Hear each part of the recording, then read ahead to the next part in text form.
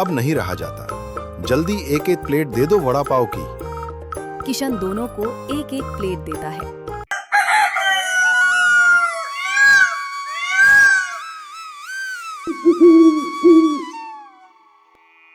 ये कहानी है भगवान गढ़ गांव के किशन की। एक ऐसी कहानी जो सिर्फ गरीबी की नहीं बल्कि टूटते दिल, उम्मीद और प्यार की भी है। गांव के चारों तरफ खुशहाली थी, बड़े बड़े घर, हंसी खुशी से भरे आंगन। लेकिन उसी गांव के एक कोने में रहता था किशन, बहुत ही गरीब मगर दिल का बेहद अच्छा इंसान।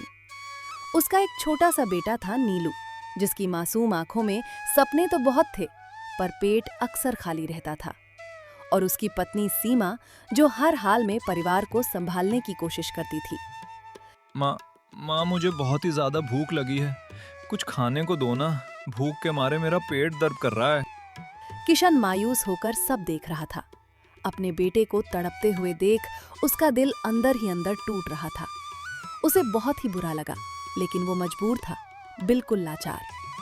हे भगवान, ये कैसा समय है जो खत्म होने का नाम ही नहीं ले रहा है। कब तक हम ऐसे गरीबी में जीते रहेंगे? सुनिए जी, भगवान से क्या कहते हो? जिस गांव में सब लोग इतने अमीर हैं, उसी गांव में हम भिखारी हैं। कितनी खराब है हमारी किस्मत। अब मैं भी क्या कर सकता हूँ सीमा? हमारे पिता ने जमीन जायदाद तो बेच दी, बस ये कूड़े जैसा घर रखा है मुंह छुपाने के लिए। सुनिए, नीलू को बहुत ही भूख लगी है, आप बाहर जाकर कुछ कीजिए ना, घर में खाने के लिए कुछ भी नहीं है।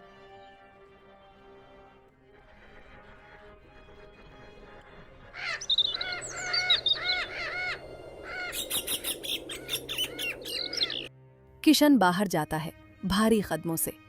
वो जंगल के रास्ते से होकर एक नदी के पास बैठता है, जैसे अपने दुखों को बहा देना चाहता हो। पास के खेत में ही लखन और आनंद काम कर रहे होते हैं। लखन भैया, एक बात बताओ। हाँ बोलो भाई।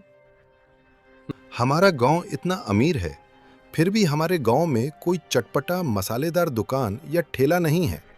ये तो बहुत गलत बात है ना?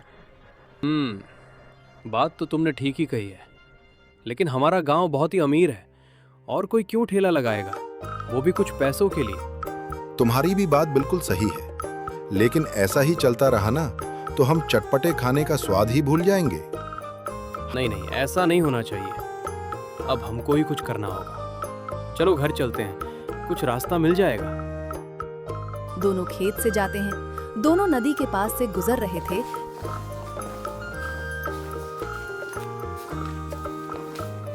तभी उन्हें नदी के पास किशन मायूस बैठा हुआ दिखता है, सिर झुका हुआ, जैसे सारी उम्मीदें खत्म हो गई हों।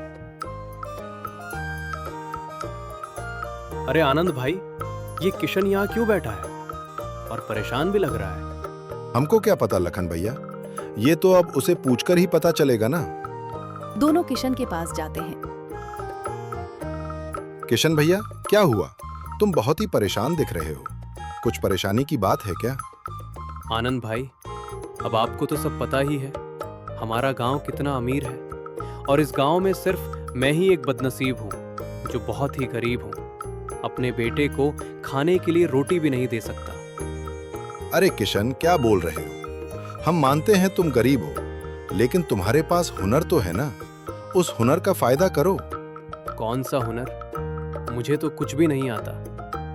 तुझे याद है जब हम छोटे थे तब तू हम सबको खेत में ले जाकर वड़ा पाव खिलाता था। तेरे हाथ का वो स्वाद मेरे मुंह में अभी भी वैसा ही है।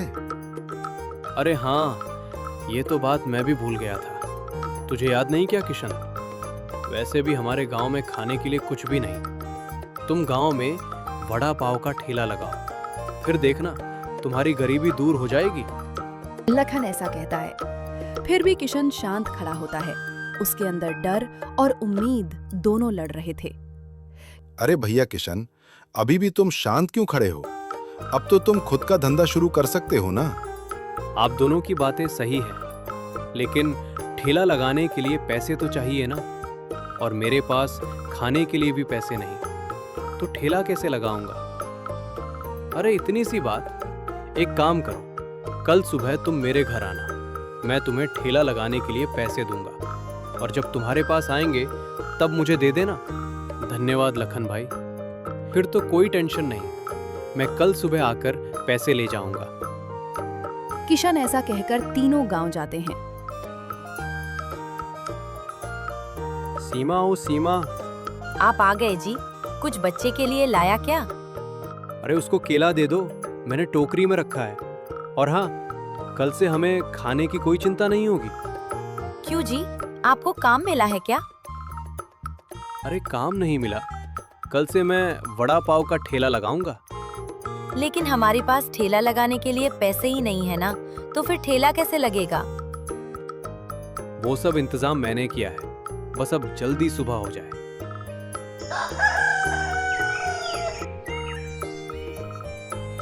सुबह होती है।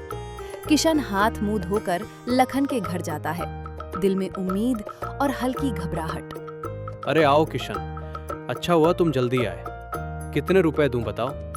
लखन भाई, मुझे तुम 2500 दे दो, इससे सब हो जाएगा, और इस पैसे को जल्दी ही लौटा दूंगा। ठीक है, लेकिन किशन, वड़ा पाव स्वादिष्ट होना चाहिए, जैसे बचपन में करते थे।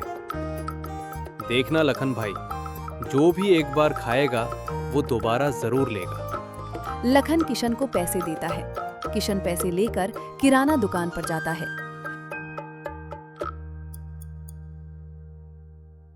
दुकान से सारा सामान लाता है जो वड़ा पाव को लगता है। घर आते ही वो तैयारी में लग जाता है।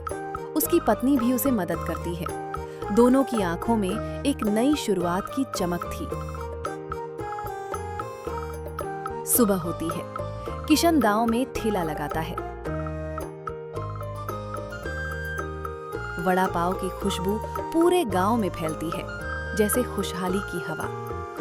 अरे आनंद भाई, लगता है किशन ने वड़ा पाव का ठेला लगाया है। खुशबू तो देखो। अरे हम भी वही सोच रहे हैं, क्या खुशबू है। अब हमको चटपटा खाने मिलेगा और किशन को पैसे। तो चलो ना, जल्दी जाकर वड़ा पाव खाते हैं। दोनों किशन के पास जाने लगते हैं।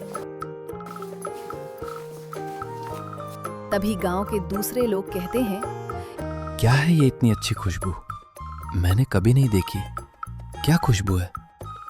ये खुशबू तो हमारे गांव के चौराहे से आ रही है। चलो देखते हैं। ये दोनों भी ठेले के पास जाते हैं। क्या बात है किशन, इसकी खुशबू तो देखो भाई। इसकी खुशबू ही इतनी अच्छी है, तो खाने में तो इसका जवाब ही नहीं है। अब नहीं रहा जाता, जल्दी एक एक प्लेट दे दो वड़ा पाव की। किशन दोनों को एक एक प्लेट देता है। तभी 10 लोग आते हैं। भैया, हमें भी देना एक एक प्लेट। वो लोग भी खाने लगते हैं। क्या स्वाद है किशन, पुरानी यादें तो तुमने ताजा कर दी। मन जैसे तृप्त हो गया। हाँ भैया, क्या वड़ा पाव बनाया है। अब तो रोज का यही रूटीन हो गया है हमारा। धीरे धीरे गांव वाले आने लगे। कोई पैक करके घर ले जाता तो कोई वहीं खाता। धीरे धीरे सारे वड़ा पाव बिक गए। अच्छा हुआ मैंने ये ठेला लगाया है, नहीं तो हमें भूखा ही रहना पड़ता।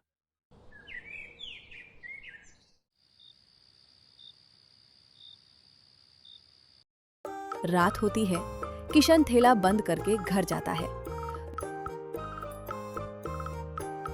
क्या हुआ जी, वड़ा पाव बिक गए क्या? अरे सीमा, लोगों को तो बहुत ही पसंद आया है। देखो कितने सारे पैसे आए हैं। ये कम से कम 1000 रुपए तो होंगे ही। फिर तो हमें अब भूखा नहीं सोना होगा। अब हमारे बच्चे को भी भर पेट खाना मिलेगा। हाँ, लेकिन ये सब लखन भाई की वजह से हुआ है। उन्होंने हमें ठेला लगाने के लिए पैसे दिए, इसीलिए हमारा काम पूरा हुआ। नहीं तो आज भी हम बिना पैसों के होते। दोनों ऐसी बात करके सो जाते हैं, दिल में सुकून लेकर। सुबह होती है। किशन रोज ठेला लगाता है। गांव की भीड़ रोज आती और किशन के सारे वड़ा पाव बिक जाते। धीरे धीरे किशन अमीर हो गया। उसने लखन के पैसे भी दे दिए